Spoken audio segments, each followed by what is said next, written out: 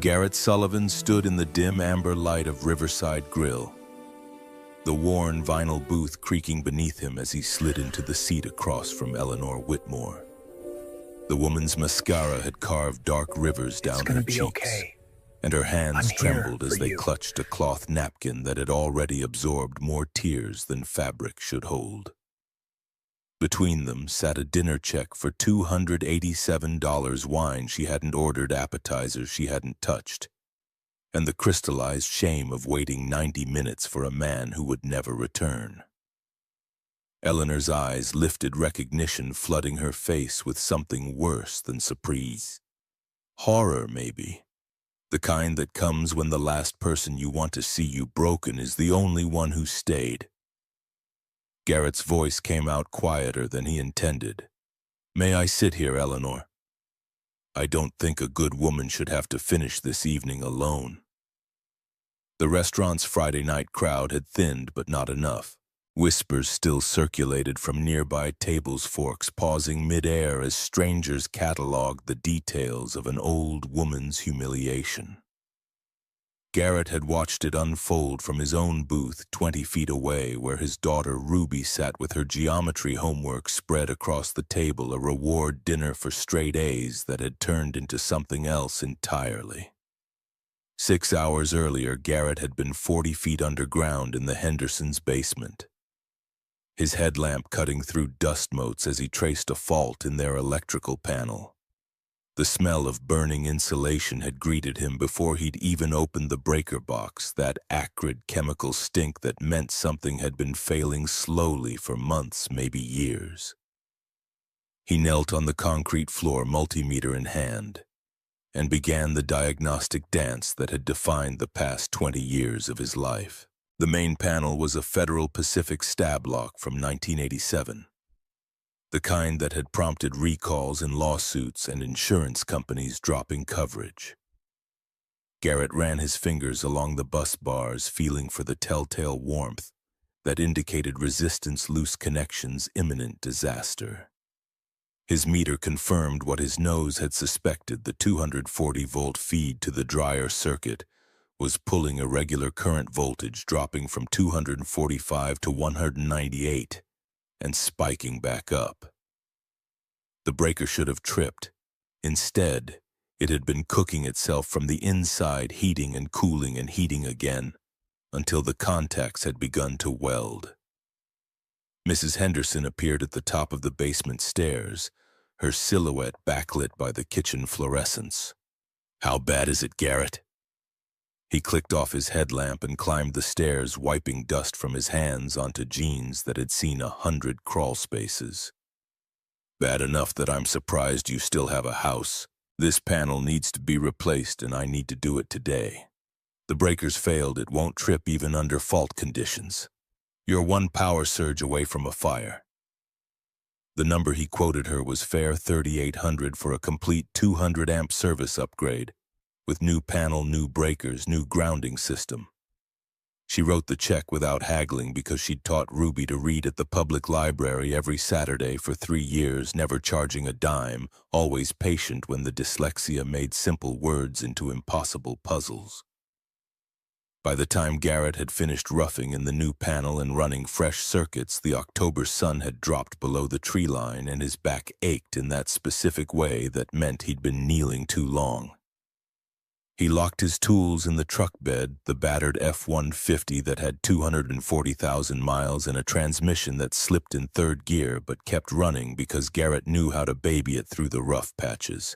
Ruby was waiting on the Hendersons' front porch, backpack beside her nose in a paperback that looked too thick for a 6th grader. She glanced up as he approached her eyes, his eyes the same slate gray that turned silver in certain light, tracking him with that uncomfortable perception kids develop when they've had to grow up watching adults carefully. "Did you finish? Panels in, energized and tested. We're good." He reached down and ruffled her hair, a gesture she tolerated now, but wouldn't in another year or two. "How about we hit Riverside Grill, celebrate those report card numbers?" Ruby's face lit up with the smile that still after 11 years made every sacrifice feel worthwhile. "Can I get dessert?" You earned it. The drive into town took 15 minutes along Route 47 past farmland that had been subdivided into 5-acre lots past the shuttered textile mill that had employed half the county until 2003. Past the First Methodist Church where Garrett and Ruby showed up every Sunday because community mattered and because Pastor Caleb Morrison had been the only person to visit him every week during the divorce when Garrett couldn't get out of bed. The divorce. 8 years gone, and it still arrived in his thoughts like a bill he'd forgotten to pay, the kind that compounds interest until the original debt is unrecognizable. He'd been 34. Ruby had been 3, and Vanessa had been very clear about her reasons for leaving. The words still played in perfect fidelity. I didn't sign up for a life of fixing other people's electrical problems while living in a house that needs its own repairs. David can give me the life I actually want. David, now Donovan Pierce, apparently, since he'd legally changed his name after some business scandal Garrett never bothered investigating. The man owned a construction company, drove a Mercedes, lived in a house with a 3-car garage.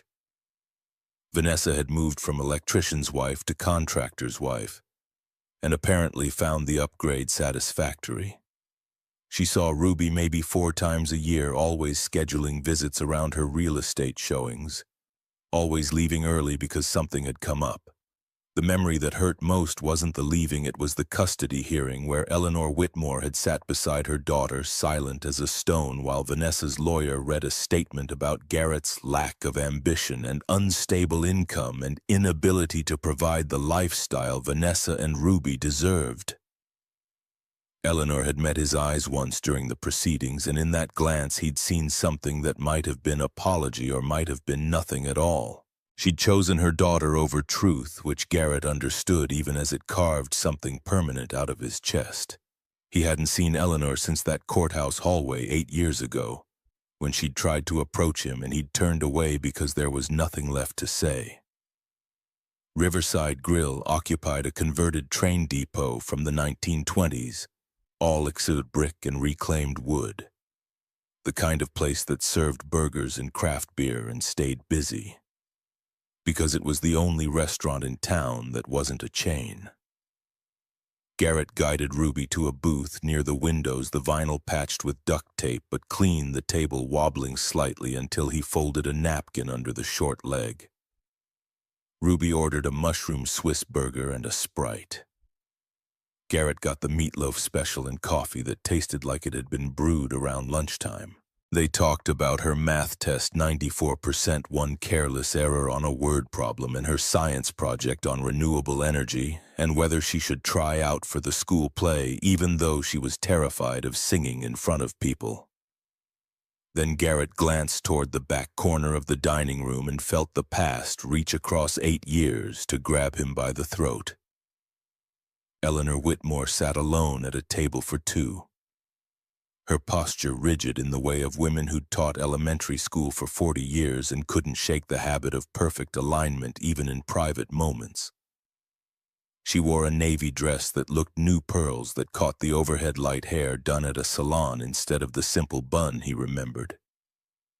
Her hands kept checking her phone, setting it down.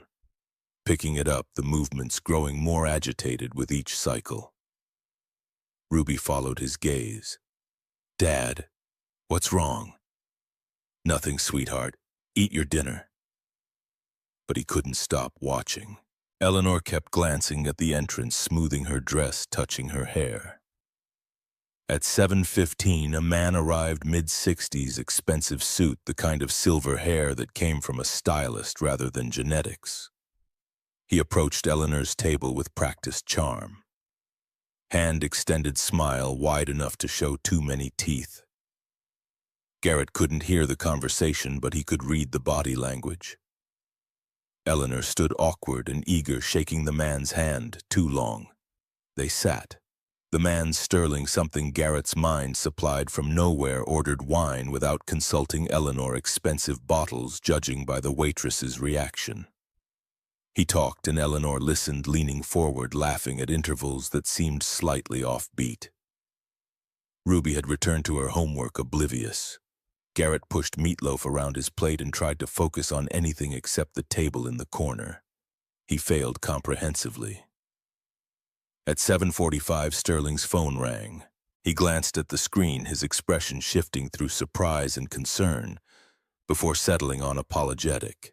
He stood gesturing vaguely toward the door, mouthing words Garrett couldn't decipher. Eleanor nodded, understanding and patient. Sterling squeezed her shoulder and headed for the exit. 5 minutes passed, then 10.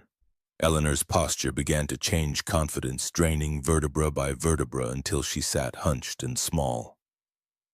She checked her phone, tried calling someone, waited. At the 20-minute mark, she stood and walked to the entrance, pushing through the door to check the parking lot. When she returned, her face had lost all color. Garrett's stomach twisted. He'd seen enough in 42 years to recognize abandonment when it wore a navy dress and pearls. The restaurant's ambient noise continued, silverware on plates, conversations about nothing. The hiss of the kitchen, but Garrett heard it through cotton, distant and muffled. Eleanor sat back down with the careful movements of someone trying not to shatter. Other diners had noticed. A woman at the next table whispered to her husband. A teenager smirked at his date. The waitress approached with professional sympathy and a check. Eleanor opened her purse with shaking hands. She pulled out a credit card, slid it across the table. The waitress took it and disappeared. Returned 2 minutes later with that specific expression service workers get when they have to deliver bad news. The card had been declined. Eleanor tried another. Same result. She emptied her wallet onto the table, counting bills with fingers that couldn't stay steady. $8 in mixed denominations. The check was for $287. The restaurant had gone quiet in the way crowds do when they sense disaster and can't look away. Eleanor's breathing had gone shallow, her chest rising and falling too fast. She looked around as if searching for options that didn't exist, and her gaze landed on Garrett. Recognition hit her like voltage. Her eyes went wide, moisture gathering at the corners, and something in her face broke completely. Not tears yet, just the collapse that precedes them, the moment when dignity becomes impossible to maintain. Ruby noticed finally, her fork frozen halfway to her mouth. "Dad, that lady looks really sad." Garrett's daughter had her mother's face, but none of her mother's capacity for looking away from suffering. She'd inherited something else instead, his curse maybe of seeing pain and feeling obligated to do something about it. "Ruby, do you recognize her?" The girl squinted across the restaurant. "Should I? That's your grandmother, your mom's mother." Understanding dawned slowly, then all at once. Ruby had asked about grandparents before, questions Garrett had deflected with half-truths about distance and complicated relationships. The child knew she had a grandmother on Vanessa's side, but had never met her, never received birthday cards or Christmas presents existed in that theoretical space where family members lived without manifesting. Ruby's voice dropped to a whisper. "Why doesn't she visit us?" "It's complicated, baby. She looks really alone." The observation landed like a verdict. Garrett sat there with his cold meatloaf and his daughter's geometry homework and the weight of 8 years pressing down on his shoulders. He could finish his meal, pay his check, drive Ruby home, and pretend he hadn't seen anything. Eleanor would figure something out, call someone, work it out with the restaurant, survive the humiliation alone like she'd probably survived 1,000 other humiliations. Or the choice should have been harder. It should have required deliberation, weighing consequences, consulting the ledger of old wounds and unpaid debts. Instead, Garrett found himself standing before he'd consciously decided to move his body, executing a decision his mind hadn't finished processing. "Stay here, Ruby. I'll be right back." He crossed the restaurant in 10 strides, feeling every eye track his movement. Eleanor didn't look up until he reached her table, and when she did, the expression on her face cycled through horror and shame and something that might have been relief before settling into blank shock. "Garrett," her voice came out broken. I didn't know. I wouldn't have." He slid into the booth across from her, the vinyl creaking under his weight, and picked up the check the waitress had left on the table. $287.34. 2 bottles of wine. He'd watched Sterling order appetizers. Eleanor hadn't touched an entree that sat cold and untouched on its plate. The words came out steadier than he felt. "I'd like to pay this check, and I'd appreciate the company for a few minutes if you're willing." Eleanor's hands flew to her face, pressing against her cheeks as if she could physically hold herself together. "Garrett, I can't let you after everything. You don't owe me anything." "I know." "Then why?" The question deserved a better answer than he could articulate. Something about seeing someone drowning and having a rope within reach. Something about his daughter watching from across the room and learning what kind of man her father chose to be when no one was keeping score. Something about the look in Eleanor's eyes 8 years ago in that courthouse hallway, that flash of regret he'd turned away from, because mercy felt impossible when you were bleeding. He flagged down the waitress, handed her his credit card, and asked her to combine the 2 checks. Eleanor made a sound that might have been a protest or might have been a sob. Other diners had gone back to their meals, the moment's drama having resolved itself without spectacle. "The man who was here," Garrett said quietly. "Where did he go?" Eleanor's laugh came out wet and bitter. "I don't know.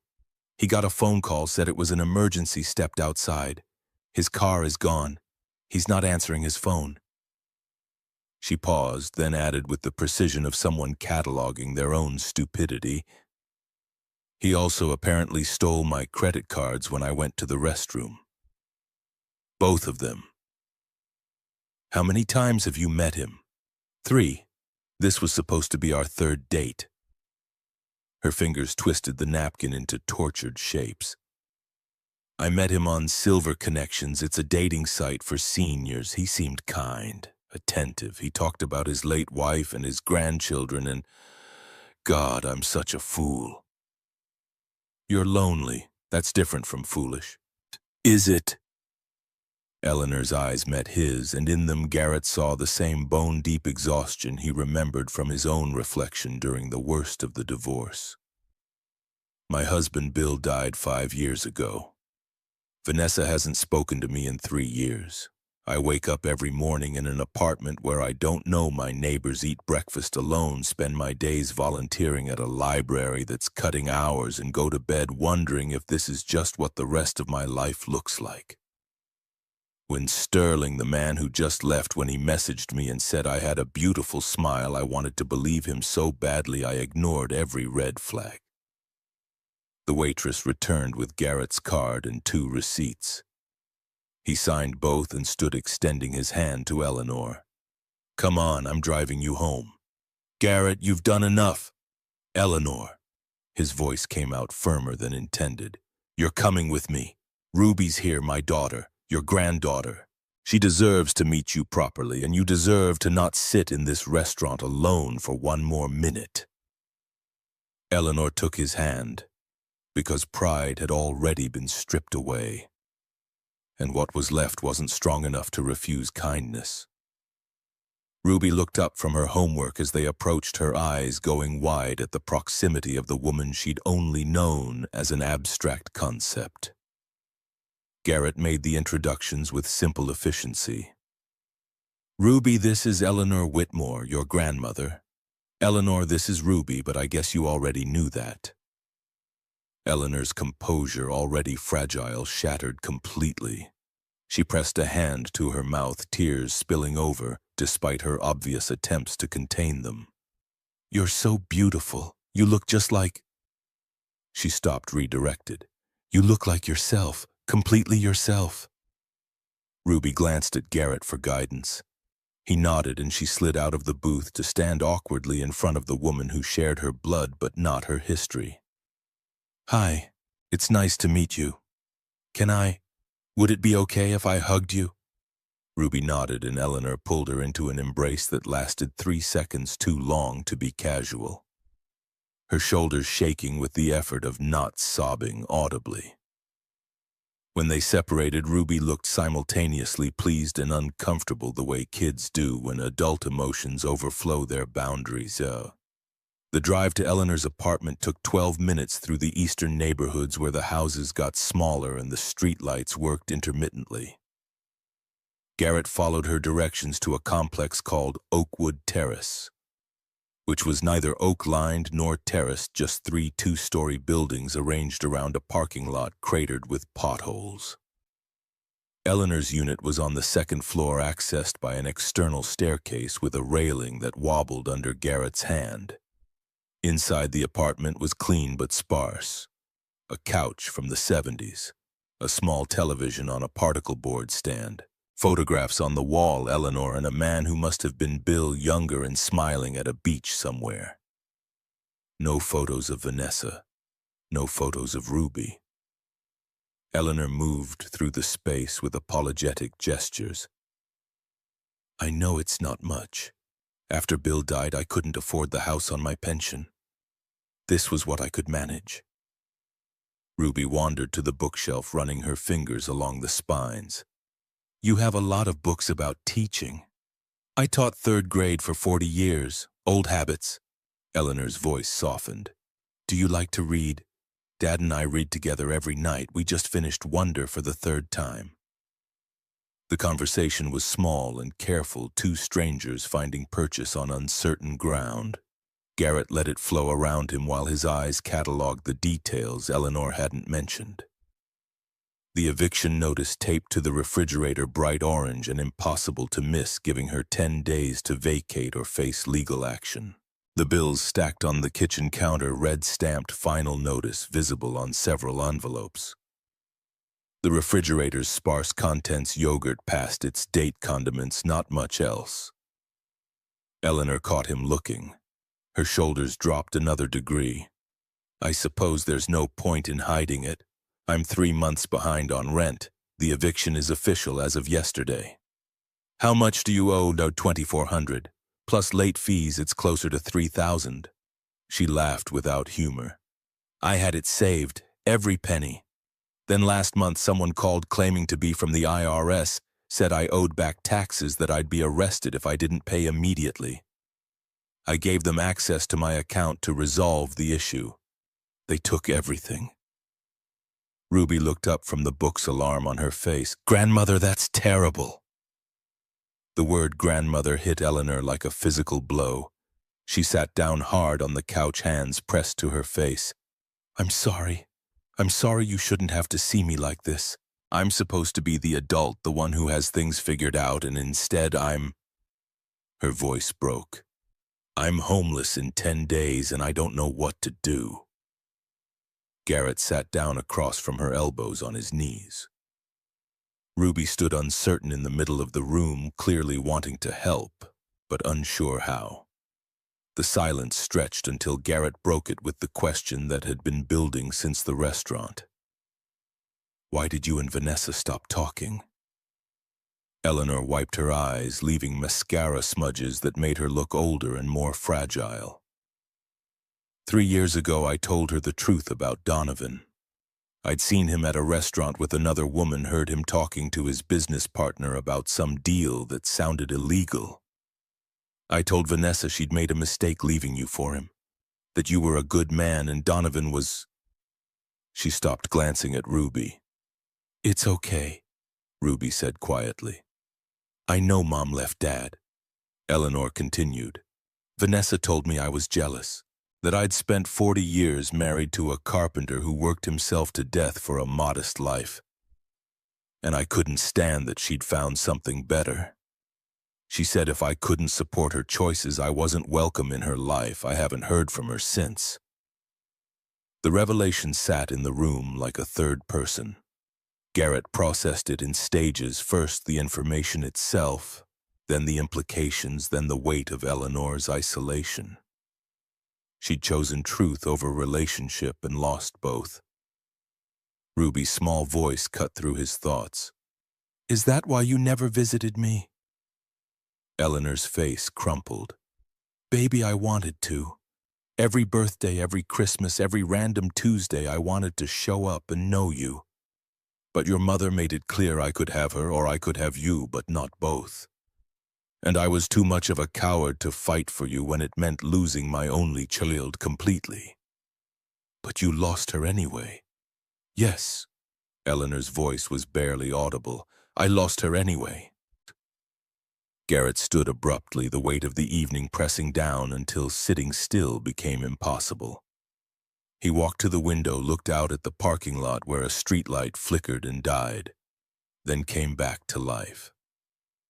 Behind him he heard Ruby ask Eleanor questions about teaching, about books, about the world in the careful way children have of trying to fix adult pain by changing the subject. He'd come here to pay a restaurant check and deliver Eleanor safely home. The evening should have ended 5 minutes ago with polite goodbyes and a mutual agreement to forget this awkward intersection of past and present. Instead, he was standing in an apartment that smelled like old carpet and loneliness, watching his daughter bond with the grandmother who'd abandoned her, listening to a woman describe a life that had narrowed to the width of survival. The smart move was to leave. Wish Eleanor well, maybe slip her some cash for groceries, drive Ruby home, and pretend this detour hadn't happened. He had his own life to manage, a business that barely broke even most months, a daughter who needed stability, a carefully maintained distance from anything connected to Vanessa. But Ruby was looking at Eleanor with something like hope, and Eleanor was looking at Ruby like she'd been drowning and someone had finally thrown her a rope. And Garrett was thinking about that courthouse hallway 8 years ago when Eleanor had tried to apologize and he'd turned away, about the expression on her face, then not just regret but something deeper. Grief, maybe, for all the ways love makes cowards of us when we're afraid of losing what little we have left. The decision formed before he could interrogate it properly. He pulled out his phone and made a note to himself. Research eviction laws call.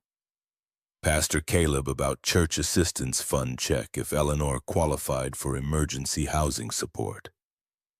Then he turned back to the two people who were genetically connected but functionally strangers, united only by circumstance, and his inexplicable inability to walk away from suffering even when it came attached to his own painful history.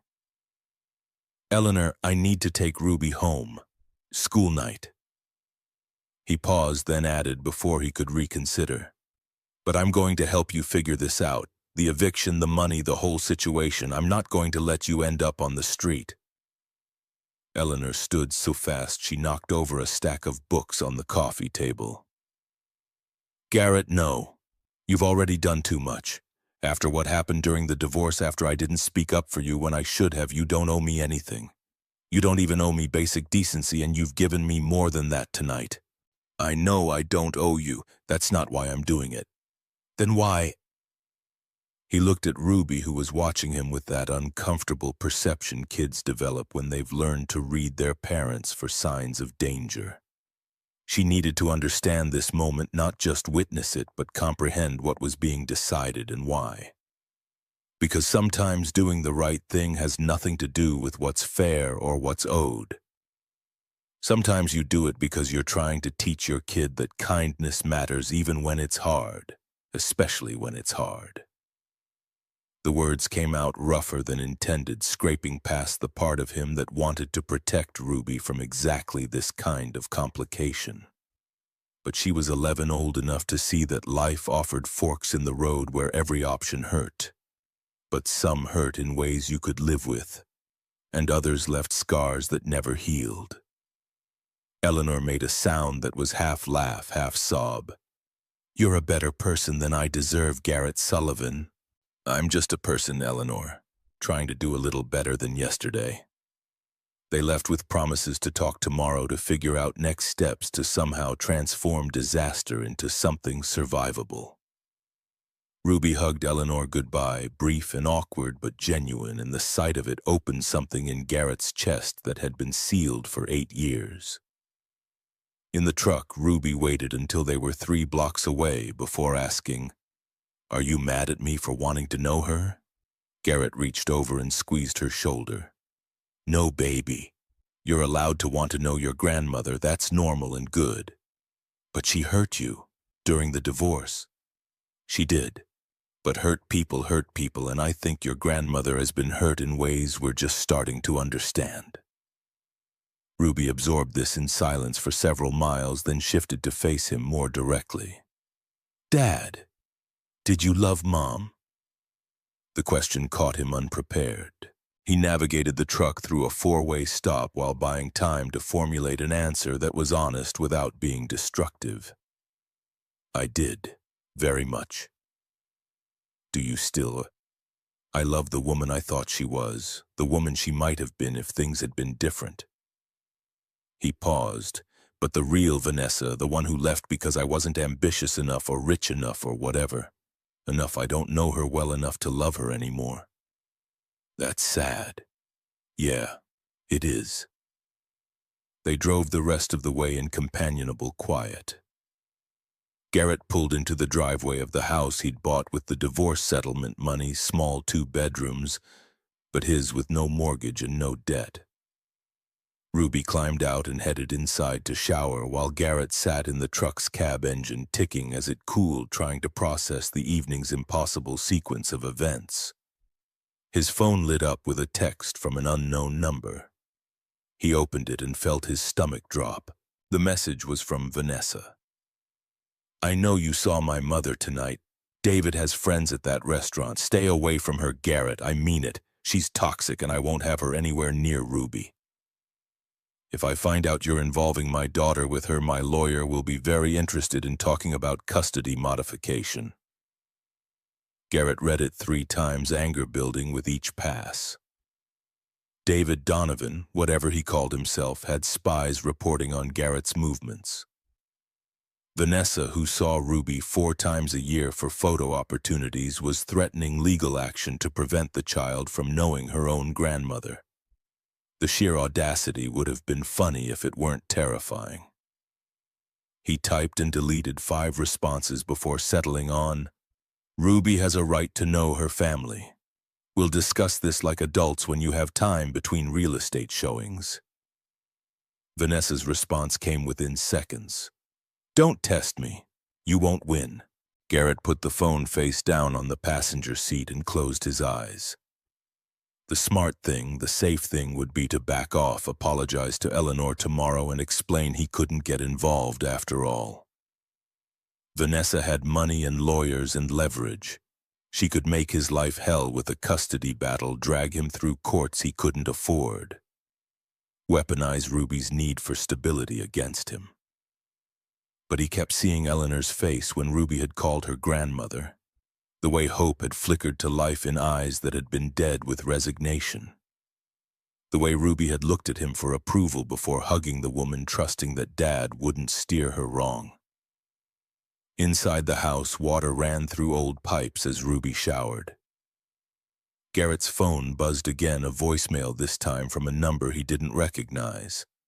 He played it on speaker, Eleanor's voice shaking but determined. "Garrett, it's Eleanor.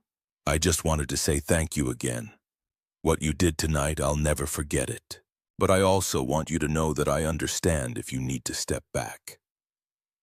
Vanessa is my daughter, and I know her when she feels threatened. She'll go after you, and I won't let her hurt you or Ruby on my account. So if you need to pretend tonight didn't happen, I'll understand completely. You've already given me more than I had any right to hope for." The message ended. Garrett sat in his truck as streetlights came on, automatically triggered by sensors that couldn't distinguish between dusk and night.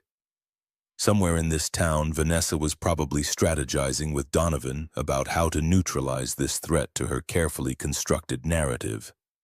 Somewhere else, Eleanor was probably packing boxes for an eviction she couldn't prevent, resigned to homelessness because her daughter had chosen image over truth 3 years ago and never looked back. And here in this driveway, Garrett had to decide which version of himself he wanted to be. The version who protected himself and Ruby by walking away from complications. Or the version who remembered what it felt like to be abandoned and couldn't quite bring himself to do it to someone else. He was still sitting there when Ruby appeared at the truck window. Hair wet from the shower, wearing her pajamas and a concerned expression. She knocked on the glass. He rolled it down. "Dad, are you okay?" "Yeah, baby, just thinking. About grandmother, among other things." Ruby chewed her lower lip, a nervous habit she'd inherited from him. "I liked meeting her. Is that okay?" The question shouldn't have hurt, but did. That she felt the need to ask permission to like her own grandmother to check if basic human connection was allowed. Garrett opened the truck door and pulled Ruby into a hug, her damp hair cold against his neck. "Of course it's okay. You can like whoever you want. Even if it makes Mom mad. Even then." Ruby pulled back to look at him seriously. "Mom's going to be mad, though, right about tonight?" "Probably." "Are you scared?" The honest answer was yes, terrified of courts and lawyers and the possibility of losing custody of Ruby growing up in Donovan Pierce's house. Learning values that contradicted everything Garrett believed in. But fear was a private burden, not one to share with an 11-year-old who already carried too much awareness for her age. "I'm concerned, but I'm more concerned about doing the right thing than about what your mom might do." Ruby processed this, then nodded with the gravity of someone much older. "Okay, I trust you, Dad." They went inside together.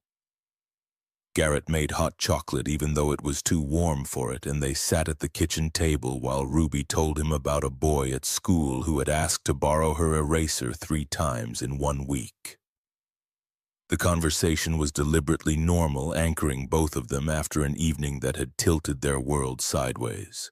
At 9 o'clock, Garrett tucked Ruby into bed and read 2 chapters of their current book. A fantasy novel about a girl who discovered she could talk to trees. When he closed the book, Ruby asked one more question. "Dad, why did you really help grandmother tonight?" He thought about all the complex answers he could give. About second chances and teaching by example and the impossibility of watching someone drown when you have a rope.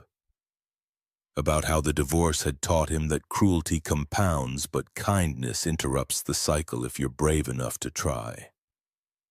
Instead, he gave her the simple truth. Because nobody deserves to sit alone in a restaurant while strangers whisper and judge. And because you were watching, and I wanted you to see that we help people even when it's complicated. Is it going to get more complicated? Probably. I'm glad you helped her anyway.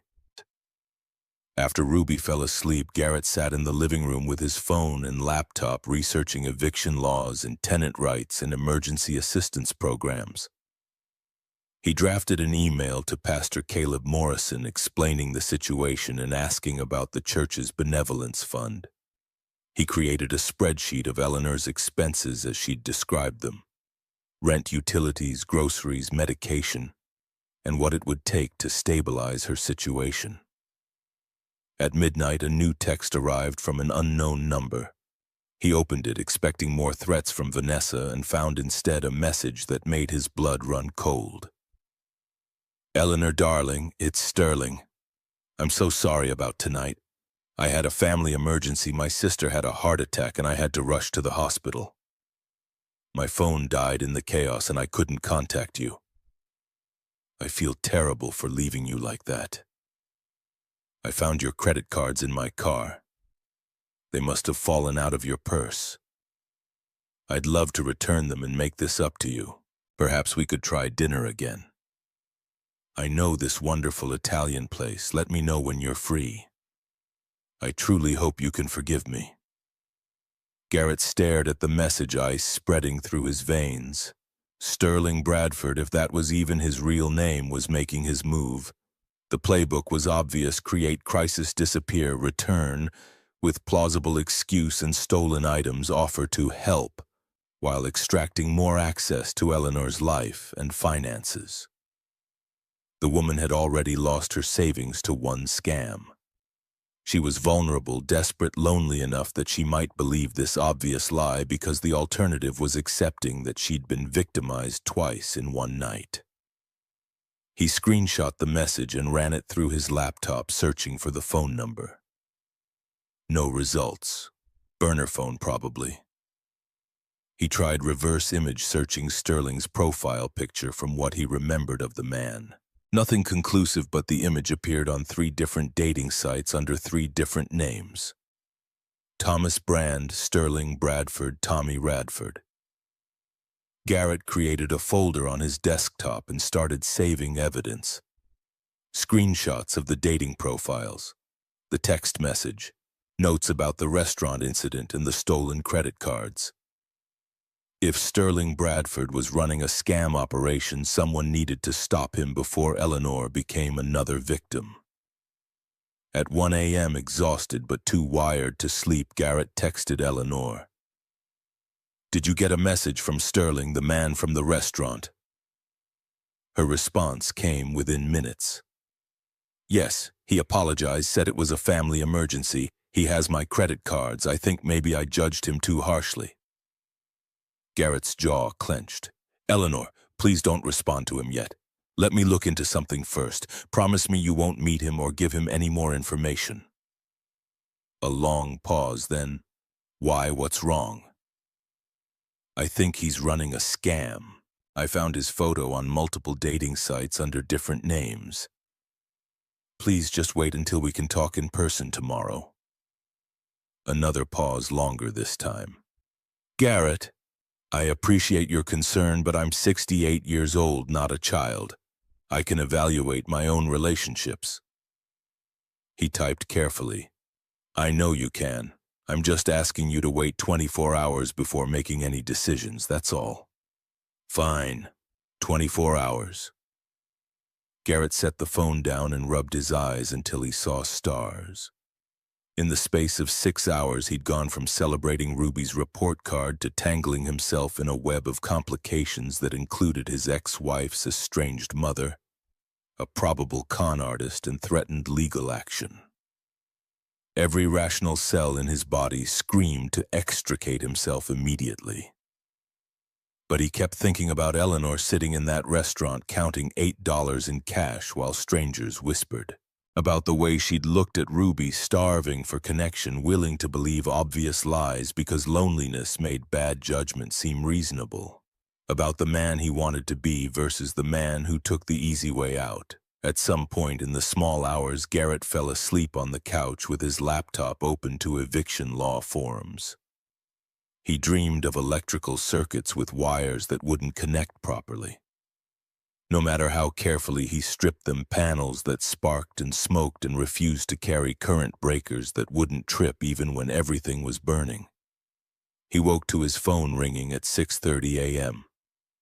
Ruby already up and eating cereal in the kitchen. The caller ID showed Pastor Caleb Morrison. Garrett answered with a voice rough from too little sleep. "Caleb." The pastor's voice was gentle but direct. "Garrett, I got your email about Eleanor Whitmore. Before we talk about church assistance, I need to ask you something. Are you prepared for the fallout from helping Vanessa's mother, because people are already talking and not all of them are saying kind things?" Garrett sat up, fully awake now. "What are people saying? That you're dating an older woman, that you're using Eleanor to get back at Vanessa, that you're exposing Ruby to unstable people?" Caleb paused. "I don't believe any of it, but I need to know if you've thought through what this could mean for your business, your reputation, your custody arrangement." "I've thought about it. And..." Garrett looked at Ruby in the kitchen, pouring orange juice with careful concentration. "And I'm going to help her anyway. Because it's the right thing to do, and because I want Ruby to learn that we don't abandon people just because it's convenient." Caleb was quiet for a moment. "Then I'll support you however I can. But Garrett, be careful. Vanessa has a long reach and a lot of pride. This won't end quietly." "I know. Do you, though?" because from where I'm sitting, you've just painted a target on your back, and the person holding the gun is someone who's already proven she'll shoot to win. The Henderson contract cancellation arrived Monday morning via email while Garrett stood in Miller's hardware parking lot, a spool of Romex wire waiting in his truck bed. The language was corporate polite, unforeseen circumstances, and vendor relationship reassessment. But Mrs. Henderson's personal note cut through the professional distance. My husband heard about you and an older woman at Riverside Grill. He thinks it's drama we don't want near our house. I'm sorry, Garrett. You're a good man, but Harold is adamant. $15,000. Gone. Kevin Marsh, his apprentice, emerged from the hardware store carrying outlet boxes. The kid took one look at Garrett's face and understood without asking. They loaded the truck in silence, organizing materials with the methodical precision that came from working together long enough to communicate through gesture and rhythm. Bad news. Henderson pulled the contract. Kevin's hands paused mid-motion. That was our quarter. What happened? Helping someone at a restaurant counts as drama, apparently. They drove to the Victorian rental on Maple Street where knob and tube wiring needed replacing work that paid hourly but barely covered expenses. Garrett climbed into the attic while Kevin handled first-floor rough-in, both men falling into the rhythm that made electrical work almost meditative. Strip wire connect terminals, secure junction boxes, test circuits. Physics that didn't care about gossip or custody threats or the way helping someone could cost you everything. At 2:15, Kevin's phone rang. He listened, his expression shifting from confused to carefully neutral. When he hung up, he cleared his throat with obvious discomfort.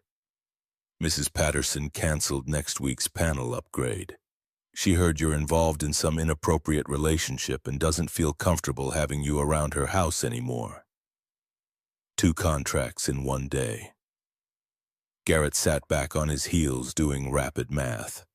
Between Henderson and Patterson, he'd lost nearly 20% of his quarterly income. More concerning was the pattern gossip spreading faster than facts, his business reputation becoming collateral damage in whatever war Vanessa had declared. His phone buzzed. Text from Vanessa. I see you're still involving yourself with my mother. Frank Sutherland will be contacting you this week. Last warning. Another text, this one from Eleanor. Sterling messaged again. He seems genuinely sorry. Would it be terrible to give him one more chance to return my credit cards? Garrett called Eleanor before he could second-guess it. She answered tentatively, her voice suggesting she knew a lecture was coming. Eleanor, I researched Sterling Bradford. That's not his real name. Same photo appears on 3 dating sites under different names. Thomas Brand, Tommy, Radford. Sterling Bradford. I found a police report from Cleveland. He convinced a woman named Patricia Simmons to give him bank access for her daughter's medical bills. Withdrew $43,000 over 6 weeks. She was evicted from her nursing home.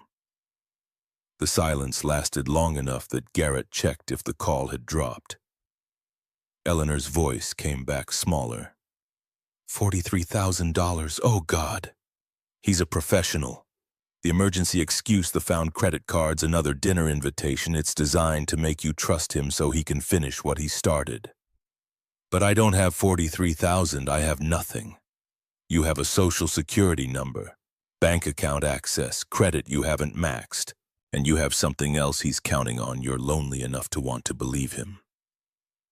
The admission hung between them like a confession. Eleanor made a sound that was half laugh, half breaking. I wanted so badly to believe someone could want my company that I ignored every warning. I'm 68 and still capable of being a complete fool. You're human. There's a difference. Garrett switched the phone to his other ear. Promise me you won't respond to Sterling. Don't meet him. Don't give him anything. Let me handle this. Handle it how? I'm calling Detective Logan Barnes. If Sterling is running the scam I think he is, Logan will want to know.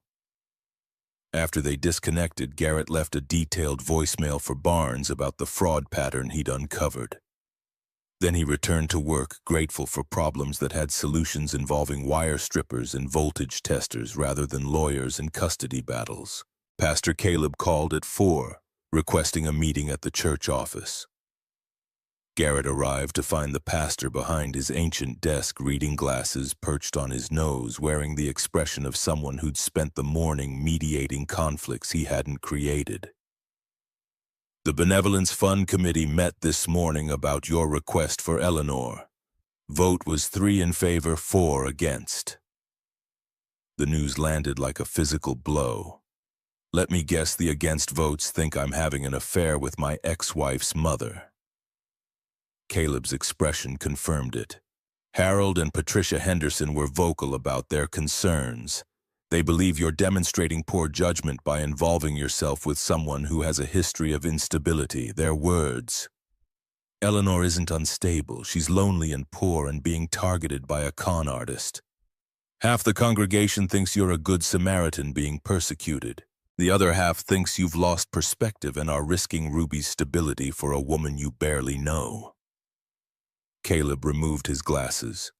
"Vanessa called me this morning, asked if you'd been bringing Eleanor around Ruby, if I'd observed behavior suggesting poor judgment.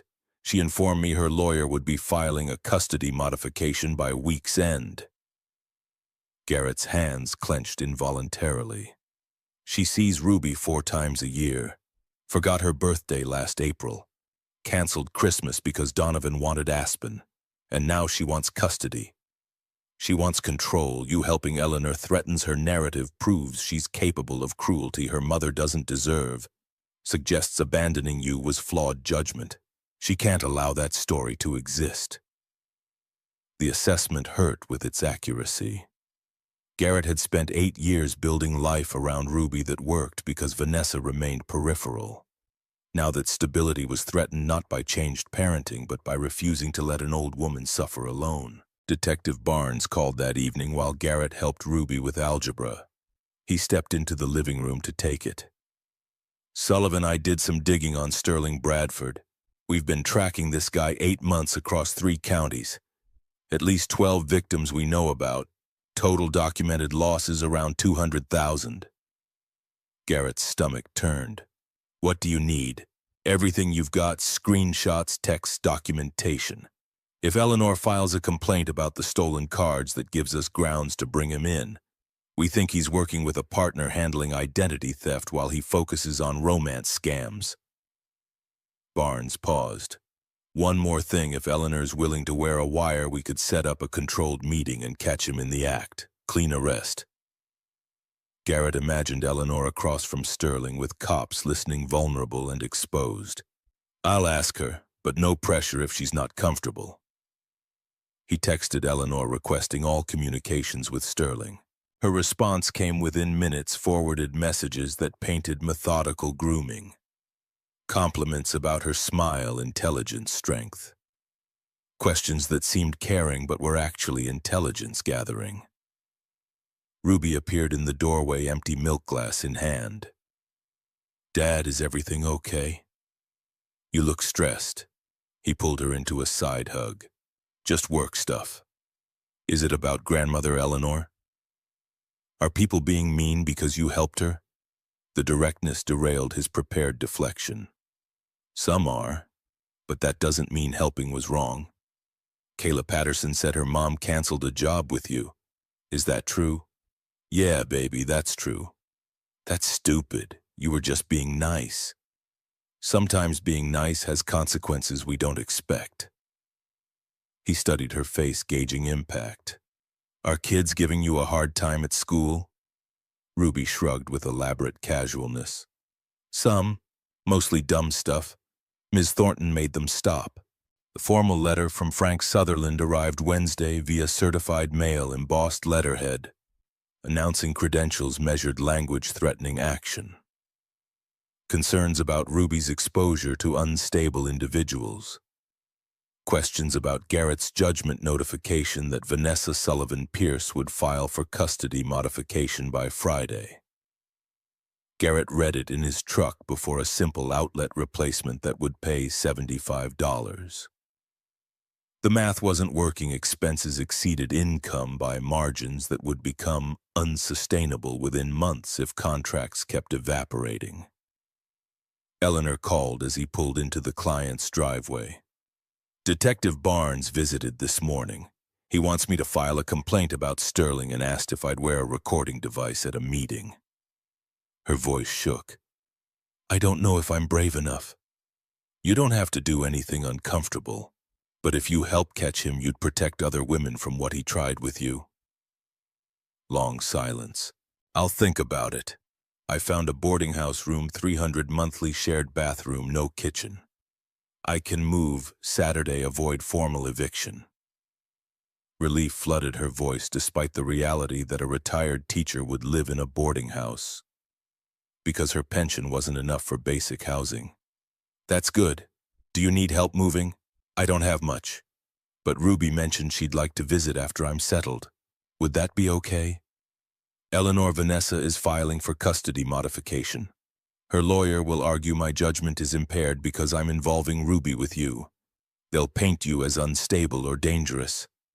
Then maybe I should stay away. If my presence costs you custody, no." The word came out harder than intended. "I'm not abandoning you because Vanessa weaponizes your relationship with Ruby. That's the manipulation she's counting on. I won't teach Ruby that lesson. You could lose her." "I could. But Ruby would learn her father doesn't fold under pressure when someone needs help. That seems worth the risk." Thursday morning brought a call from Maeve Thornton 15 minutes before school started. "Mr. Sullivan, there's a field trip today to Millbrook Nature Preserve. You're listed as emergency contact, but you're scheduled at a job site an hour away. Eleanor Whitmore is approved in Ruby's file. Would it be okay if she chaperoned? We could use an extra adult." Ruby appeared in the kitchen doorway, backpack already on. "Is that Miss Thornton?" He covered the microphone. "Field trip today. She's asking if grandmother Eleanor can chaperone." Ruby's face lit up. "Really? That would be awesome. Maeve, yes. Eleanor can chaperone. I'll make sure she's available." Eleanor agreed immediately, something close to joy in her voice. "I'd love to. I haven't been on a field trip since I retired." At 11:30, Maeve called back.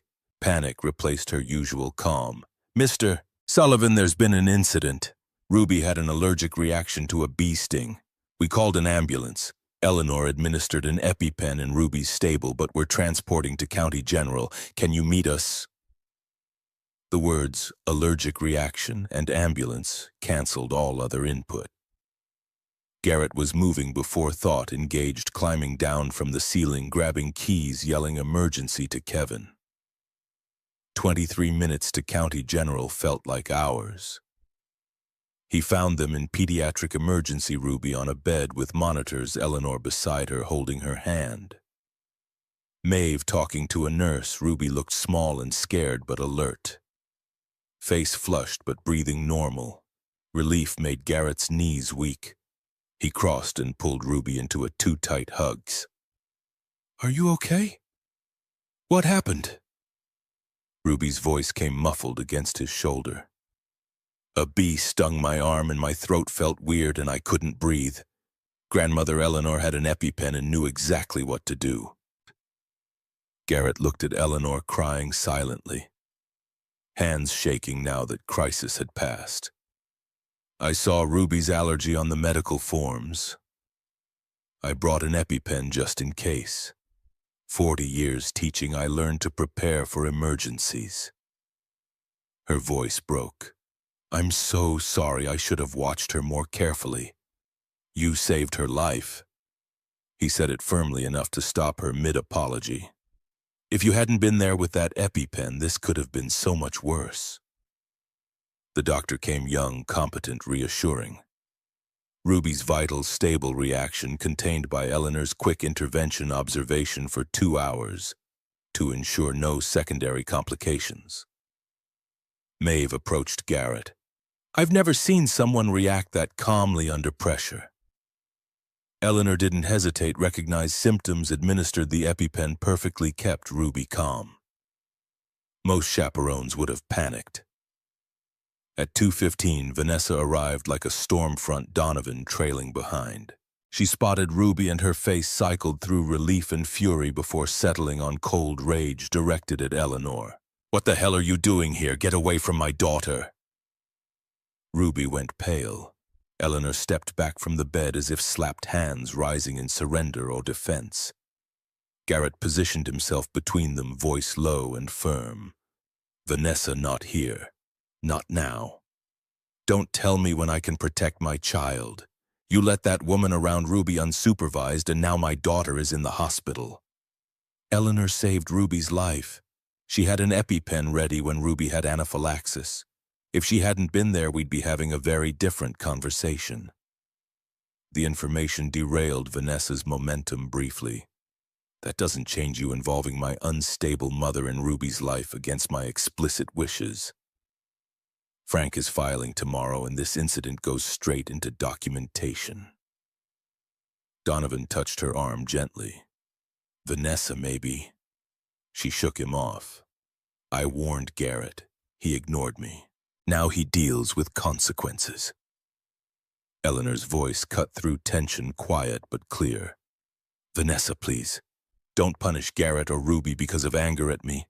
I'm the one you're mad at." "There's nothing to handle, Mother. I told you 3 years ago we were done. You inserted yourself through Garrett, and now you'll learn why I cut you off. Vanessa, Garrett helped because I was being scammed, about to be evicted, alone and desperate. That wasn't manipulation, it was human decency." "Human decency? Is that what you call trying to sabotage my marriage? Making me choose between my mother and my husband? I called it telling truth. Donovan had qualities I thought you should know about before permanent decisions. You were jealous that I had the life you never could, that I married someone successful instead of settling for a carpenter who worked himself to death for a pension barely covering your rent." The cruelty landed physically. Eleanor swayed. Donovan had gone still, expression unreadable. Garrett's voice came colder than intended. "Vanessa, Ruby is 10 feet away, hearing every word. If you want to file for custody, go ahead. But you will not verbally abuse Eleanor in front of our daughter." "Our daughter? You mean my daughter you're using as a prop to play white knight for a woman you barely know? How long have you been planning this revenge through my mother? I saw an old woman abandoned at a restaurant and chose to help. There's no conspiracy, just basic human compassion, which I know is foreign to you." The doctor reappeared, expression professional but firm. "I need you to take this elsewhere." Vanessa ignored her, stepping closer to Garrett. "You think you're teaching Ruby noble lessons about kindness? You're teaching her it's okay to prioritize strangers over family stability. I'm teaching her people matter more than comfort, that we help those who need it even when it costs something. And yes, I'm teaching her her father doesn't fold when threatened for doing what's right." Ruby's small voice interrupted. "Stop. Both of you just stop." Every adult turned. She sat up in the hospital bed, monitors still attached, face blotchy but voice steady with clarity beyond her years. "Mom, Grandmother Eleanor saved me. I couldn't breathe and she helped and stayed with me. Dad's trying to help because she was alone and sad. Nobody's using me or trying to hurt anybody. You're both just being mean like always." The assessment hit with force of truth delivered by someone too young for diplomacy. Vanessa flushed. Garrett felt shame heat his neck. Vanessa turned and walked out without another word. Donovan hesitated, looking at Eleanor with something like apology, then followed. The doctor returned with discharge papers. Garrett signed mechanically, mind processing the confrontation, and Ruby's intervention and Eleanor's face when Vanessa spoke of her dead husband with casual contempt. In the parking lot, Eleanor stopped before saying goodbye. "I'm sorry you had to see that, sweetheart. Your mother and I have complicated history. We shouldn't have argued in front of you." Ruby hugged her without hesitation. "It's okay, grandmother. I'm glad you were there." In the truck, Ruby waited 3 blocks before asking, "Are you mad at me for wanting to know her?" "No, baby. Wanting to know your grandmother is normal and good." "But she hurt you during the divorce." "She did. But hurt people hurt people. I think your grandmother has been hurt in ways we're just starting to understand." Silence for several miles. Then Ruby shifted to face him. "Dad, are you going to lose custody of me?" The question deserved honesty. "I don't know. Your mom is going to try. But I'm going to fight, and I'm going to keep being your dad regardless of what any court says." "Because you helped grandmother Eleanor?" "Because I helped her and your mom sees that as threatening the story she tells about why she left us." He squeezed her shoulder. "But even if it costs something, helping Eleanor was still right.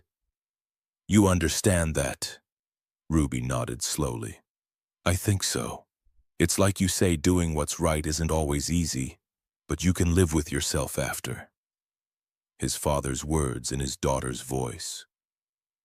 The continuity made Garrett's throat tight. That night, after Ruby slept, Eleanor called at 10:30, apologetic for the late hour. "Detective Barnes came by. I agreed to help with the Sterling sting. They're setting it up for Saturday. I'll meet him at a restaurant wearing a wire. They'll arrest him when he makes his move." "Are you sure it's going to be stressful?" "I'm sure. You've risked so much helping me. The least I can do is help catch the man trying to victimize me and dozens of others." She paused. "After today, would it be easier if I stepped back?" "Stopped seeing Ruby. I don't want to be." "Why, you lose custody." "Eleanor backing off now wouldn't change anything.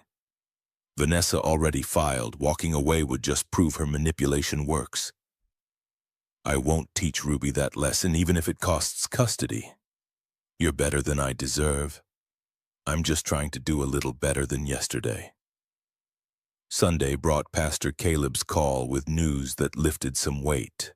The congregation had taken informal collection after hearing about Ruby's hospital visit and Eleanor's role. $3,000 enough to cover Eleanor's first months in the boarding house and give her breathing room. "Maeve Thornton organized it," Caleb explained. "Told the story at Wednesday's service. People responded. The Hendersons even contributed their way of apologizing without admitting they were wrong." Garrett called Eleanor immediately. She cried, which he expected. What surprised him was her next question. "Can I use some to buy Ruby a birthday present? I missed 11 of them. I'd like to start making up for that. This money is for you, for housing and stability. What good is stability if I can't share it with people who matter? Let me be a grandmother in more than name." Sunday afternoon's meeting with Jennifer Park, the custody lawyer he could almost afford, lasted 2 hours. She was direct about challenges. Vanessa had money and high-powered attorney. Public perception was divided. Judges sometimes defaulted to mothers. But confident about strengths, Ruby's age and preferences carried weight. Garrett's stability was well documented. Eleanor's hospital heroism undermined any unstable influence narrative. "The key is framing," Jennifer explained. "Vanessa argues poor judgment. We argue strong values taught through action. She says Eleanor is unstable. We say devoted grandmother who saved Ruby's life. She claims you prioritize strangers over welfare. We show helping Eleanor taught Ruby compassion in action." Realistic chances. Jennifer set down her pen with requested honesty. 60-40 in your favor if Ruby testifies well and we present right witnesses, assuming Vanessa doesn't pull surprises, which wealthy litigants always do. That night, Garrett and Ruby sat on the back porch watching fireflies. She'd been quiet since helping Eleanor organize the boarding house room that afternoon. "Dad, if you lose custody because you helped grandmother Eleanor, will you regret it?" The question deserved more than reflexive answer. Garrett thought about Eleanor's face when Ruby hugged her in the hospital. About Sterling Bradford in custody, unable to victimize more women. About the lesson Ruby was learning about valuing people above convenience. No, baby, I won't regret it. Because even if worst happens, I'll know I taught you something more important than winning. That we stand up for people who need us even when it costs something. That's who I want you to be. The only way to teach it is to live it. Ruby leaned against his shoulder, small and warm and trusting. I think Grandmother Eleanor is lucky to have you as her friend. I think we're lucky to have her as family. They sat in companionable silence while fireflies danced and first stars emerged. Somewhere across town, Vanessa prepared for a custody battle that would determine whether love and stability could outweigh money and manipulation. Garrett didn't know how the hearing would go, didn't know if Ruby's preferences would be honored, didn't know if Jennifer Park was as good as reputation suggested. What he knew, he'd made the choice he could live with, had helped someone who needed it despite cost, had taught his daughter through action that compassion wasn't conditional, and people weren't disposable. In 3 weeks, a judge would decide if that was enough. Until then, Garrett would keep showing up, keep working, keep being the father Ruby deserved and the friend Eleanor needed. The fireflies continued their dance. Ruby fell asleep against his shoulder. And Garrett sat in gathering darkness, holding his daughter close, preparing for battle ahead while hoping desperately that doing right would be enough to let them keep doing it together.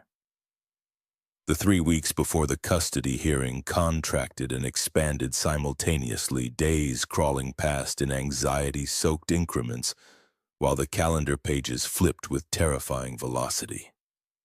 Garrett spent mornings on job sites, running wire through walls, and evenings at his kitchen table with Jennifer Park rehearsing testimony until the words felt simultaneously over-practiced and inadequate. Pastor Caleb stopped by on a Wednesday evening uninvited, but welcome, carrying a casserole his wife had made, and the kind of pastoral presence that didn't require explanation. They sat at the kitchen table while Ruby did homework in her room, the casserole cooling between them. How are you holding up? Caleb's voice carried the gentleness of someone who'd walked dozens of people through crises and knew the difference between performing strength and actually possessing it. Some days I'm fine. Some days I can't breathe thinking about Ruby living with Vanessa full time. Garrett pushed food around his plate without eating. Jennifer thinks we have good odds, but good odds still means there's a chance I lose. You did the right thing helping Eleanor. Whatever happens in that courtroom doesn't change that. Doesn't it? If doing right costs me my daughter, what does that say about the universe's sense of justice? Caleb was quiet for a moment, choosing words with care. It says the universe doesn't guarantee fair outcomes for moral choices. It also says you're raising a daughter who watched her father choose integrity over safety. That lesson will stay with Ruby regardless of which house she sleeps in. The reassurance felt hollow despite its truth. Garrett wanted both, wanted to keep Ruby and wanted her to learn that compassion mattered more than convenience. The possibility of achieving only one felt like failing at the only test that actually counted. Eleanor called after Caleb, left her voice thin with exhaustion that came from more than just the late hour. Garrett, I've been thinking. I could testify that you barely know me, that our relationship isn't as close as Vanessa claims. It might help your case if the judge thinks I'm not really part of Ruby's life. Eleanor, no. We're not building our defense on lies.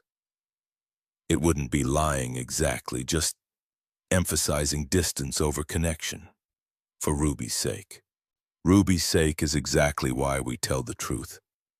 She needs to see that doing right doesn't require apologizing or hiding or pretending things are other than they are. He softened his voice. You saved her life. You're her grandmother. Those facts don't change because they're inconvenient for Vanessa's narrative. I'm scared, Garrett. Scared that helping you will hurt you worse. Scared that Vanessa will destroy you because of me. Then we'll be scared together, but we won't lie. The morning of the hearing arrived with unseasonable cold October, pretending to be November with frost coating the grass and breath visible in the early light. Garrett dressed carefully, the one suit he owned purchased for his father's funeral 9 years ago, and worn only for weddings and court dates since. Ruby appeared at his bedroom door while he struggled with the tie, her own outfit chosen with similar care. "Let me." She stepped forward and adjusted the knot with competence that surprised him until he remembered Vanessa had probably taught her during one of those brief visits when she'd cared about appearances. "You don't have to testify if you don't want to." Garrett watched her face in the mirror as she worked. "Judge Richardson will talk to you, but you can tell her you're not comfortable." "I want to. I want to tell her I choose you." The simplicity of it, "I choose you," hit somewhere beneath his ribs, where fear and love tangled into knots no electrician could unravel.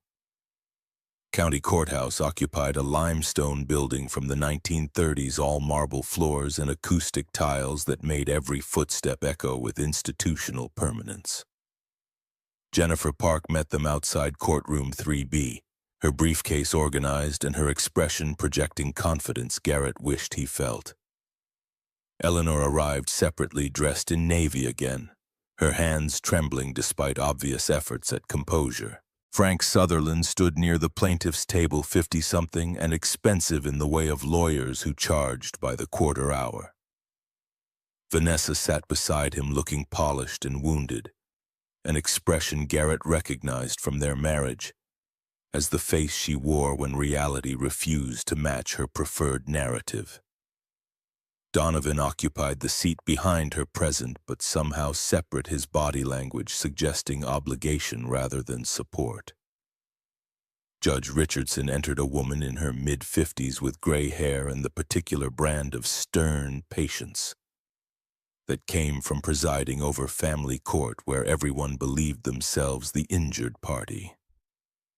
She reviewed her notes briefly before addressing the assembled parties. "We're here regarding a petition for custody modification filed by Vanessa Sullivan Pierce concerning the minor child Ruby Sullivan, currently in the primary custody of Garrett Sullivan." "Mr. Sutherland, you may proceed with your opening statement." Frank Sutherland stood with practiced ease. "Your Honor, this case is fundamentally about a child's welfare being compromised by her father's increasingly erratic judgment.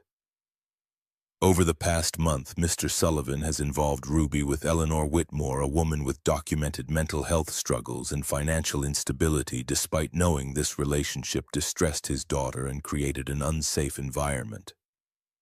Mrs. Sullivan Pierce seeks custody modification not from vindictiveness, but from genuine concern that Ruby's father is prioritizing his own emotional needs over her stability." Jennifer Park's response came measured and firm. "Your Honor, this case is about a dedicated father who demonstrated to his daughter that compassion matters more than convenience. Mr. Sullivan helped a woman in crisis, his ex-wife's estranged mother, and in doing so, taught Ruby that we don't abandon people when helping them becomes complicated. The petitioner seeks to weaponize basic human decency and paint it as poor judgment, because it exposes her own failures as a mother and daughter." Judge Richardson made notes on her legal pad, expression neutral. "Mr. Sutherland, call your first witness." Vanessa took the stand with the composure of someone who'd rehearsed this moment until spontaneity became performance. Frank Sutherland guided her through preliminary questions, her relationship with Ruby, her career success, her marriage to Donovan Pierce, and the stable home they could provide. "Mrs. Sullivan Pierce, when did you first become aware that your ex-husband was involving Ruby with your mother, Eleanor Whitmore?" 3 weeks ago, I received a call from a friend who'd seen them together at Riverside Grill. I was shocked, because I'd made it explicitly clear to Garrett that my mother was not a healthy influence. She has a history of enabling destructive behavior, and I'd cut contact with her for Ruby's protection. What steps did you take when you learned about this contact? I called Garrett immediately and asked him to stop. Explained that exposing Ruby to my mother's instability could damage her emotionally. He refused and became defensive, which made me realize his judgment was more impaired than I'd thought. Jennifer Park stood for cross-examination, her approach surgical rather than aggressive. Mrs. Sullivan Pierce, how many times did you see Ruby in the past year? Vanessa's composure flickered. I'm not sure of the exact number. My work schedule is demanding, and would it surprise you to learn from Ruby's school records that you attended 0 parent-teacher conferences, 0 school events, and visited her exactly 3 times for a total of 9 hours? My career requires... When is Ruby's birthday? The pause lasted too long. April. April what? The 15th. Close, it's April 17th. What's her teacher's name? I don't see how. Your Honor, the witness has petitioned for primary custody of a child whose birthday she doesn't know and whose teacher she can't name. I think these questions are quite relevant to her claims about prioritizing Ruby's welfare. Judge Richardson nodded. Answer the question, Mrs. Sullivan Pierce. I don't recall her teacher's name at the moment. That doesn't mean I don't care about my daughter's education. Jennifer continued without mercy. You mentioned Eleanor Whitmore's instability. Are you aware that 3 weeks ago your mother saved Ruby's life by administering an EpiPen when Ruby had an anaphylactic reaction to a bee sting? Vanessa's face flushed. I'm aware there was an incident, yes. That doesn't negate her overall. The hospital staff called it a textbook emergency response. Eleanor Whitmore had brought an EpiPen specifically because she'd read Ruby's medical forms and wanted to be prepared. When did you last review Ruby's medical records?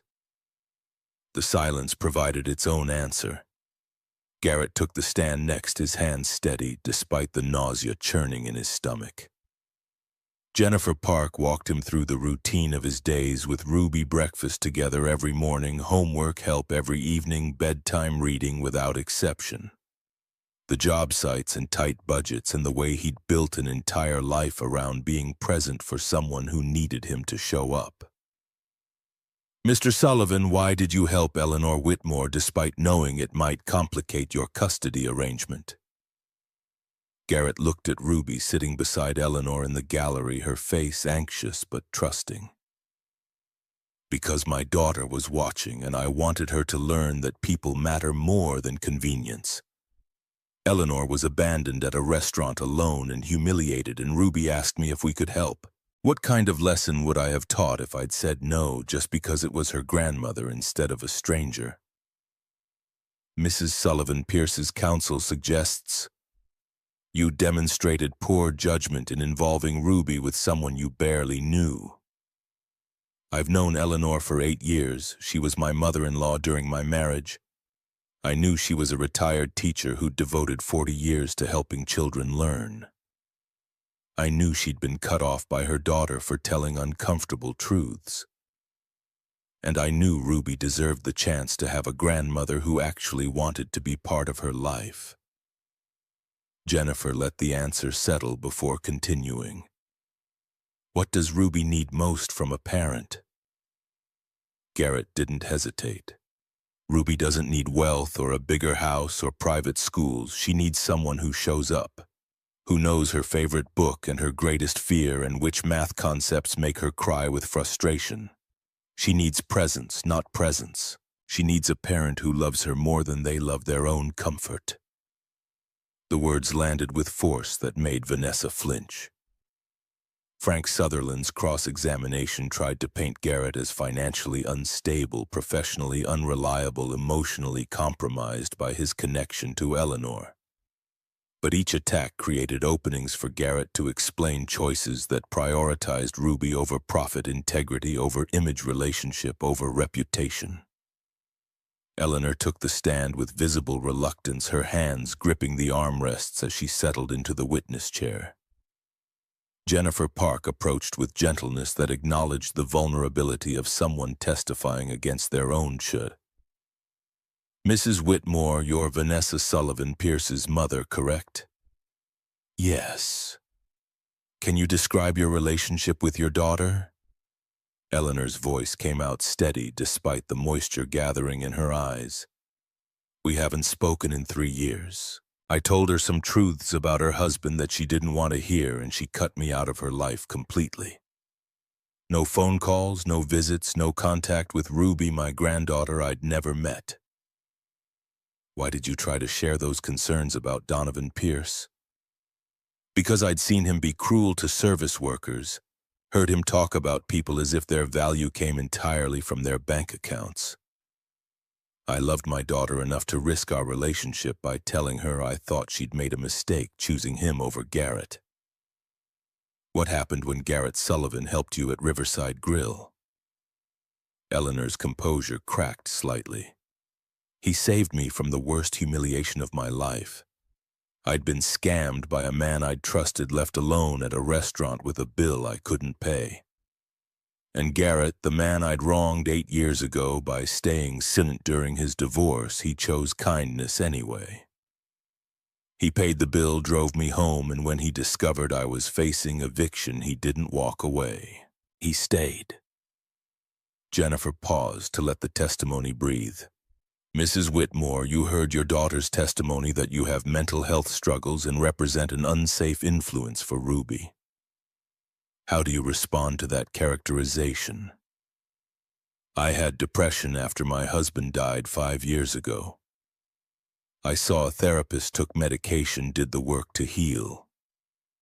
Having experienced grief and gotten help for it doesn't make me dangerous, it makes me human. Eleanor's voice strengthened. What's dangerous is teaching a child that people become disposable when they're inconvenient, that compassion is conditional, that we abandon family members when they struggle. What kind of father do you believe Garrett Sullivan is? Eleanor turned to look directly at Garrett, tears now falling without restraint. Garrett Sullivan is the kind of man who shows mercy to someone who wronged him, who chooses integrity when it costs him everything, who teaches his daughter through actions rather than lectures that character matters more than comfort. Her voice broke, but she continued. A man who can forgive like that, who can look past his own pain to see someone else's suffering, that's exactly the kind of man who should raise my granddaughter. He's a better person than I was, and Ruby is lucky to have him. The courtroom went silent. Even Frank Sutherland seemed momentarily uncertain how to counter testimony that combined confession and vindication in equal measure. Ruby's turn came after lunch recess. Judge Richardson called her into chambers rather than making her testify in open court, but Jennifer had prepared Garrett for this possibility. Through the closed door, he could only imagine the conversation, Richardson asking gentle questions, while Ruby tried to articulate feelings too complex for an 11-year-old vocabulary. When they emerged 20 minutes later, Ruby's face was red from crying, but her expression suggested relief rather than trauma. She returned to her seat beside Eleanor without looking at Vanessa. The final witness surprised everyone. Donovan Pierce took the stand despite not being called by either attorney, requesting permission to address the court directly. Judge Richardson allowed it with obvious curiosity. Mr. Pierce, you're Vanessa Sullivan Pierce's husband. For the moment, I filed for divorce yesterday. The admission created immediate commotion. Vanessa half stood from her seat before Frank Sutherland pulled her back down. Donovan continued without acknowledging her. I can't participate in this anymore. Your Honor, my wife doesn't want custody because she loves Ruby or believes she can provide better care. She wants custody because she can't tolerate the idea that Garrett Sullivan might be a better person than she gave him credit for. Frank Sutherland objected immediately, but Judge Richardson overruled him. I'll allow it. Mr. Pierce, continue. Ruby has come to our house maybe 4 times this year. Each visit lasted less than 3 hours. Vanessa staged photos for social media, then essentially ignored Ruby while she worked or shopped or did anything except actually parent. I've watched Garrett from a distance. Vanessa asked me to gather information for this case. All I saw was a man who puts his daughter first in everything. He's not perfect, but he's present. That's more than Vanessa has ever been.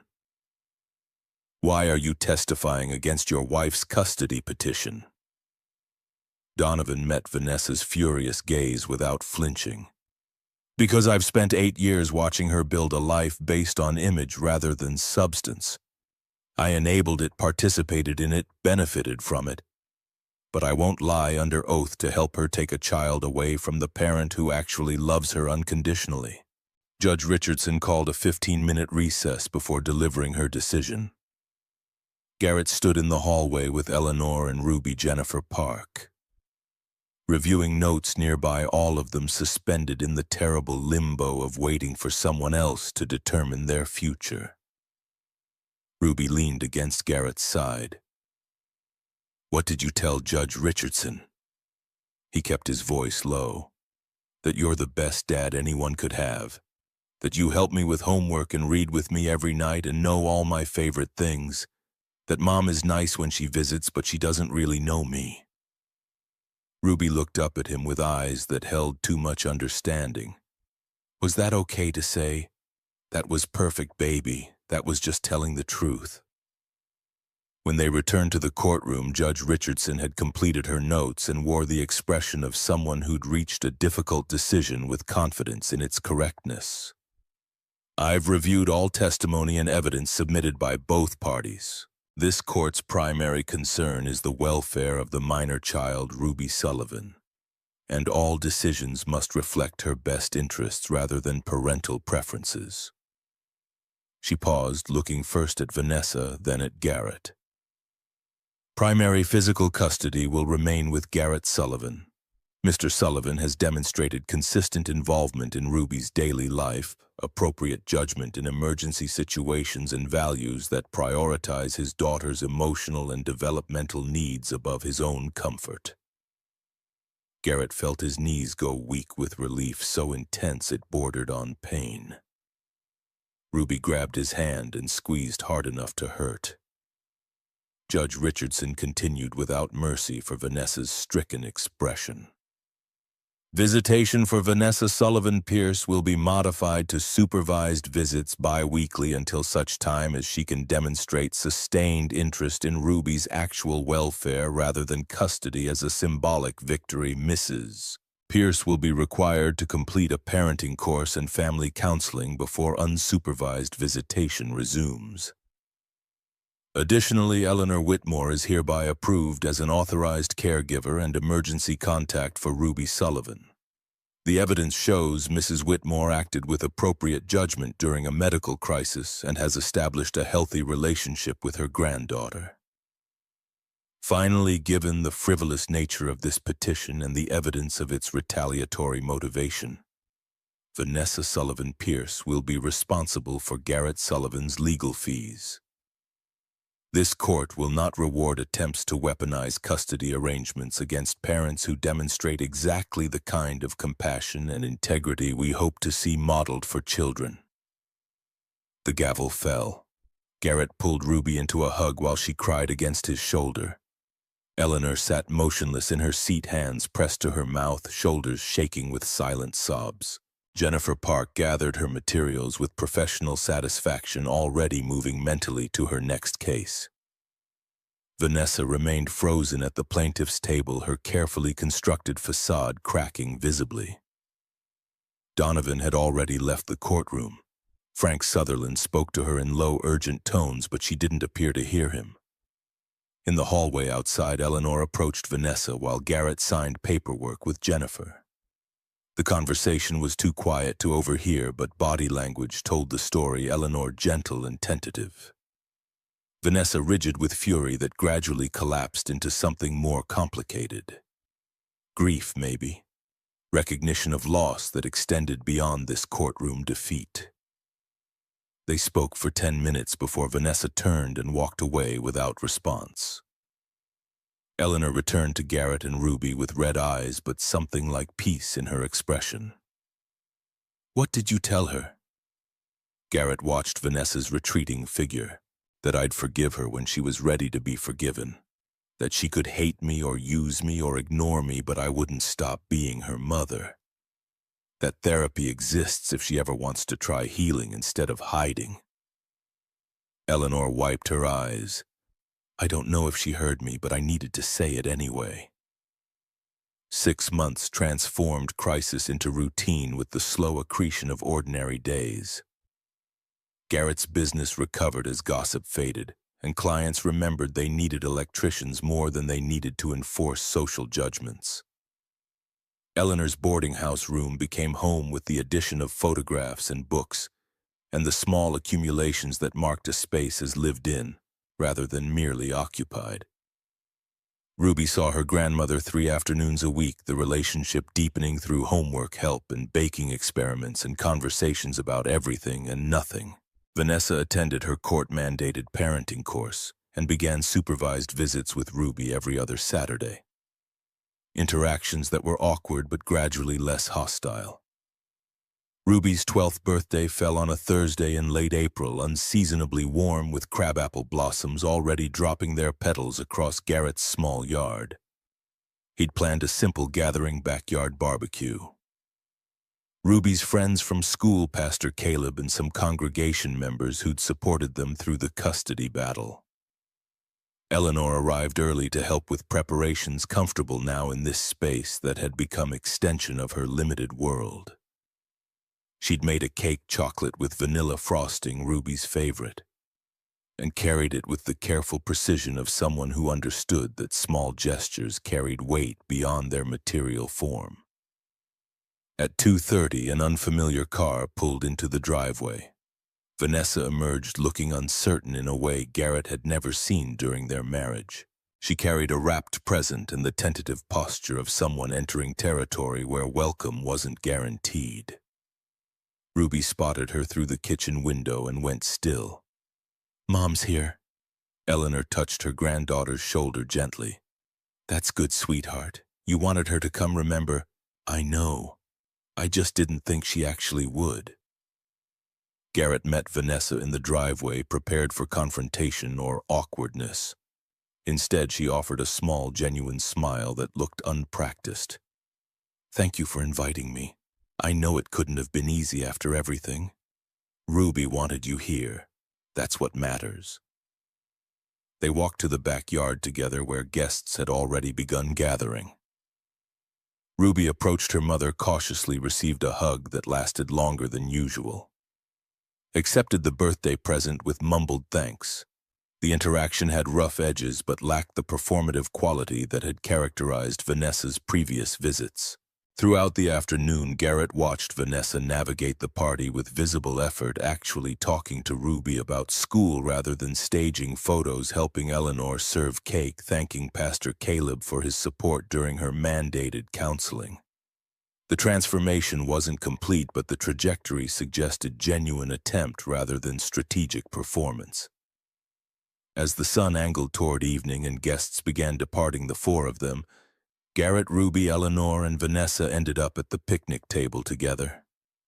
Conversation started haltingly but found rhythm through their shared connection to Ruby and mutual commitment to making her birthday pleasant despite complicated history.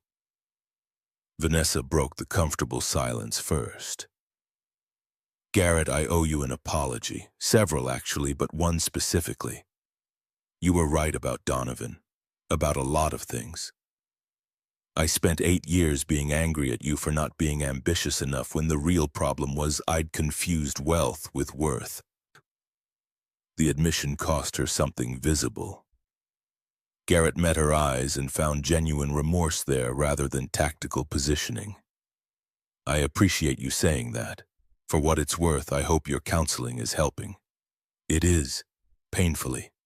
My therapist keeps pointing out that I've spent my whole adult life building an image instead of a life, that I drove away everyone who actually cared about me because they threatened the story I wanted to tell about myself." Vanessa glanced at Eleanor, who'd gone very still. including my mother, who was right about everything and got punished for her honesty. Eleanor's voice came out thick with emotion. Vanessa, I'm not ready yet, Mom. I'm working on it, but I'm not ready to. Vanessa stopped, visibly gathering herself. Can we take this slowly? I want to heal, but I don't know how to do it quickly. Slowly is fine. Slowly is perfect. I'll take whatever pace you can manage. Ruby had been watching the adults with the careful attention of someone who understood she was witnessing something significant.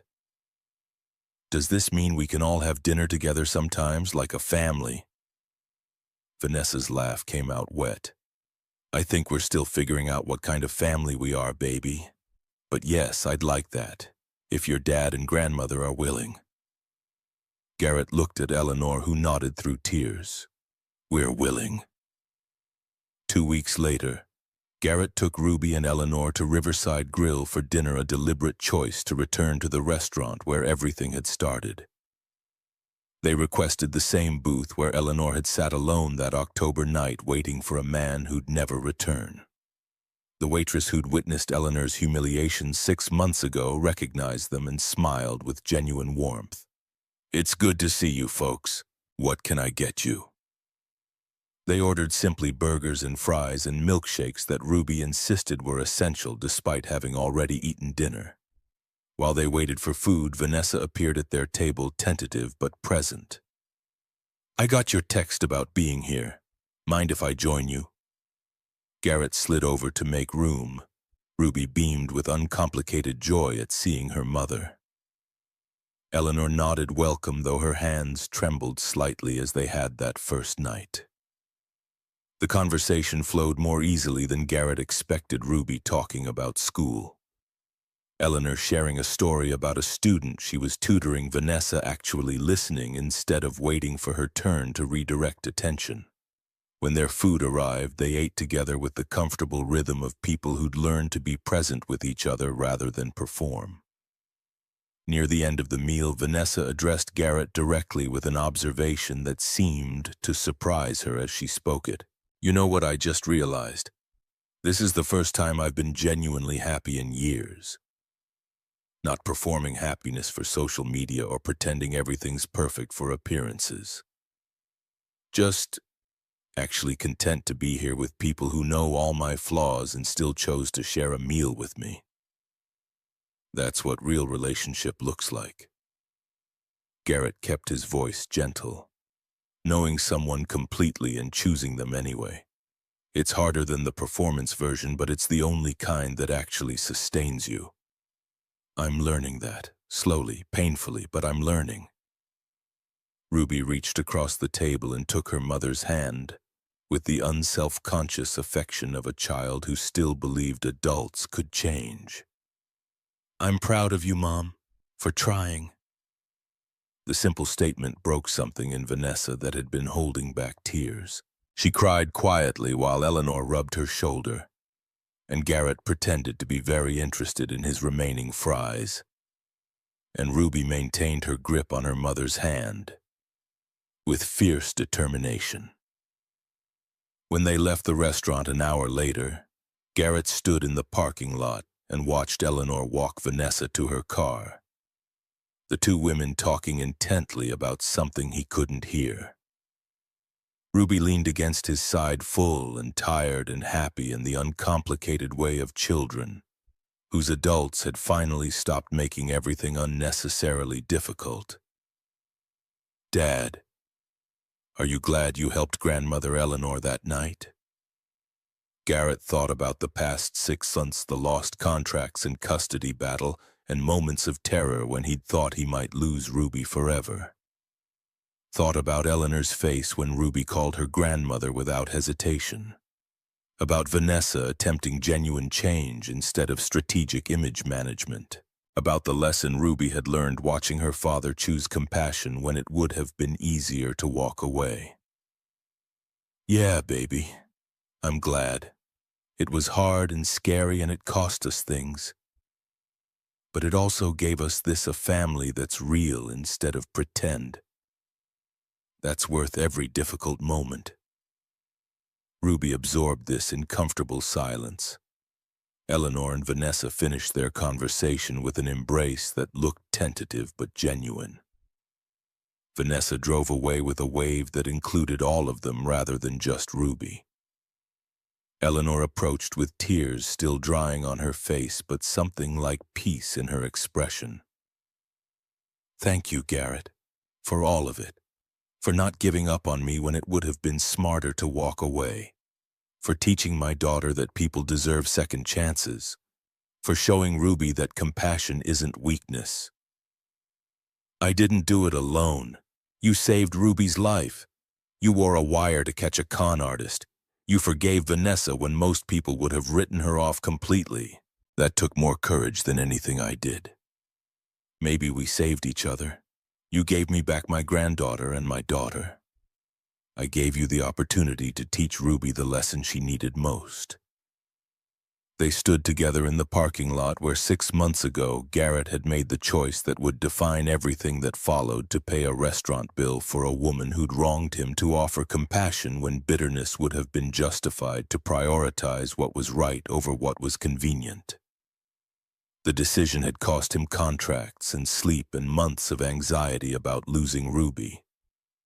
It had also given him a family that was complicated and imperfect, but fundamentally real, bound by choice rather than obligation, by compassion rather than convenience. Ruby yawned against his side. "Can we go home now? I'm tired." "Yeah, baby, let's go home." They drove through familiar streets in comfortable silence, past the church where Pastor Caleb had offered counsel when everything seemed impossible, past the hospital where Eleanor had saved Ruby's life, past the courthouse where Judge Richardson had validated the choice to prioritize people over comfort. Home was the small house Garrett had bought with divorce settlement money. Nothing impressive by Vanessa's standards, but sufficient for its purpose. Ruby fell asleep on the couch before making it to her room. Garrett carried her to bed, tucked her in with the same care he'd exercised every night for 11 years, and stood watching her sleep with gratitude so intense it felt like prayer. His phone buzzed with a text from Eleanor. "Thank you for tonight, for everything. I'm the luckiest grandmother alive." Another text from Vanessa. "I know I don't deserve your kindness, but I'm grateful you gave it anyway. Ruby is lucky to have you. I was too even when I was too stupid to recognize it." Garrett sat at his kitchen table with cold coffee and the satisfaction of someone who'd chosen difficulty over ease and discovered it led somewhere worth reaching. The past 6 months had taught him that doing right didn't guarantee happy endings or exempt you from consequences, but it did create space for healing that couldn't exist in relationships built on performance and pretense. Ruby had learned the lesson he most wanted her to understand, that people mattered more than comfort, that compassion wasn't conditional, that we helped those who needed us, even when it complicated our carefully constructed lives. She'd watched him choose integrity when safety beckoned, and somehow that choice had created possibility for redemption Garrett hadn't believed achievable. Eleanor had her granddaughter and nascent reconciliation with her daughter. Vanessa had stumbling progress toward becoming the mother Ruby deserved. Ruby had a family that was messy and imperfect, but fundamentally committed to growth over image. And Garrett had the knowledge that when crisis demanded choice, he'd selected compassion over bitterness and discovered it led to grace he couldn't have engineered through strategy or self-protection. The universe didn't guarantee reward for moral choices. But sometimes, not always. But sometimes doing what was right when it was hard opened doors that staying safe would have kept permanently closed. And in those moments, the cost became investment rather than sacrifice. The difficulty became growth rather than suffering. Garrett turned off the kitchen light and headed to bed, exhausted and grateful in equal measure. Tomorrow would bring new challenges, electrical jobs to finish bills, to pay Ruby's daily needs, to meet Eleanor's ongoing recovery, to support Vanessa's fragile progress, to encourage. The work of building real relationship rather than performing acceptable ones never truly finished. But tonight, in this moment, Garrett Sullivan could rest in the knowledge that he'd taught his daughter the most important lesson a parent could offer, that we become who we are, through choices made when no one's watching and nothing's forcing our hand. And that choosing compassion over convenience defined character more accurately than any credential or bank balance ever could. The house settled into nighttime quiet. Outside, spring promised summer with the patient certainty of seasons that cycled regardless of human drama. And inside, a father who'd risked everything for basic human decency slept with conscience clear and family intact, proof that doing right didn't always cost everything. Sometimes it gave back more than you'd known to ask for.